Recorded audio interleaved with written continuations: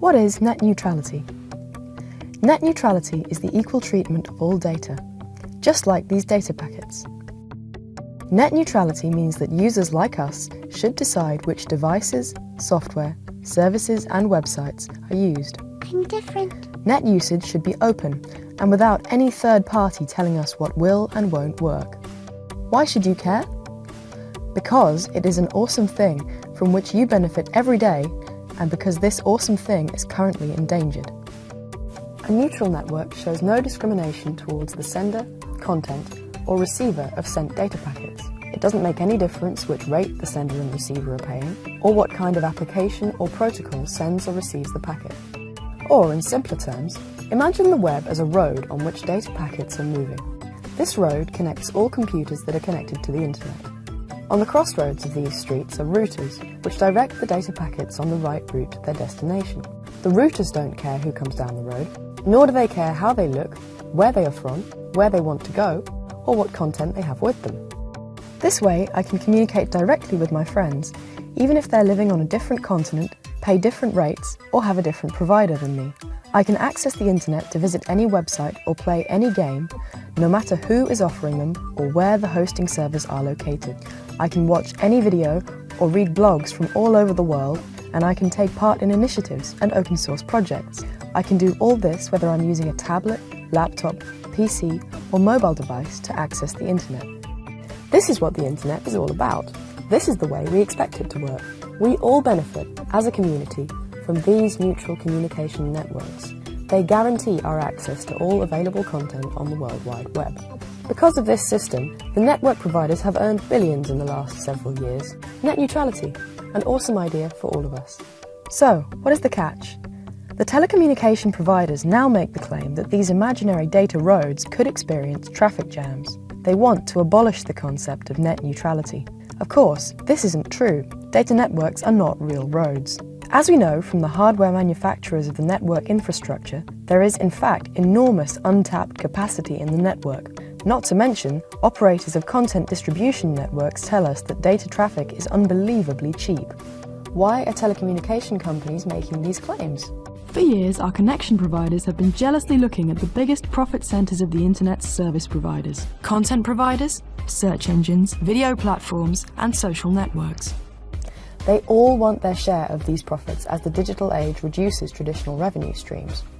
Now they want not only to transport data, they also want to exert power and control on whatever is offered. So, how do they want to do that?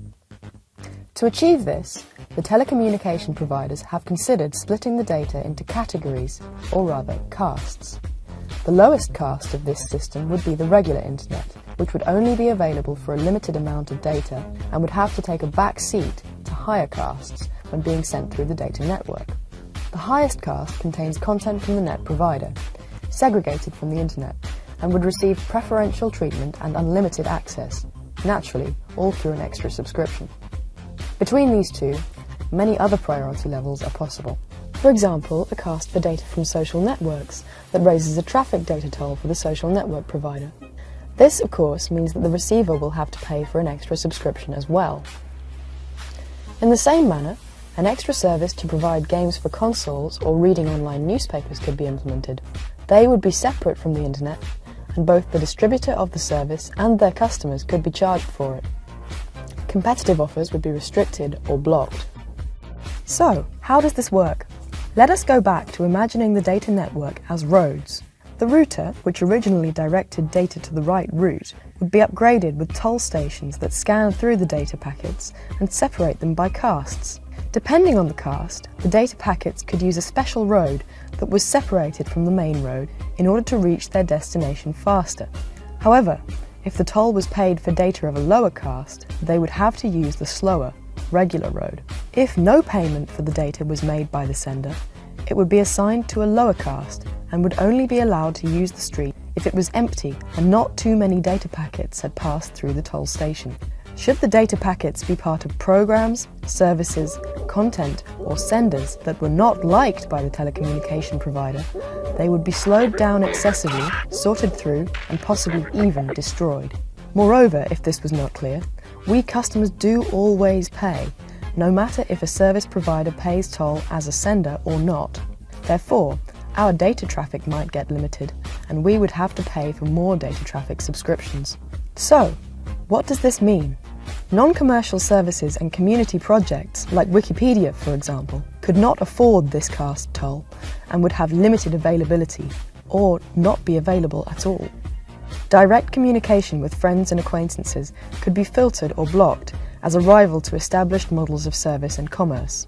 Once such a control and filter infrastructure is introduced and established, filtering and discarding of unwelcome data, like competitive offers or services, could be done easily. Filtering opinions, information, or political viewpoints is just a small change in the system settings.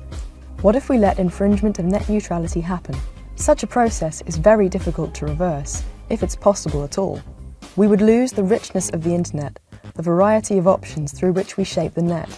We would lose much content, because providers cannot afford the toll of the telecommunication enterprise anymore. We would lose the free competition, and by this, the release of new services of smaller companies or community projects. The free access to content and information that we currently enjoy would be gone.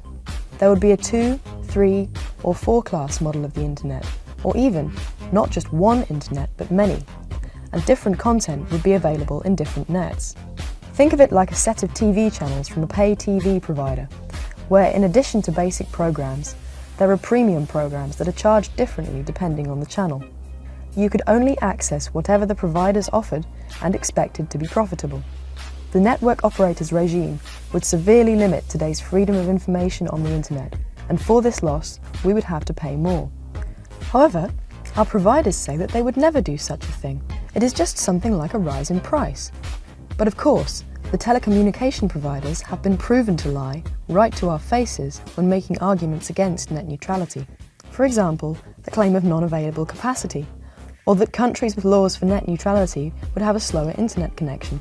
If they're already lying at this point, why would they tell the truth by promising to build a faster net with the additional money, while claiming they will not sift through our data, even though they need it in order to make the caste system work?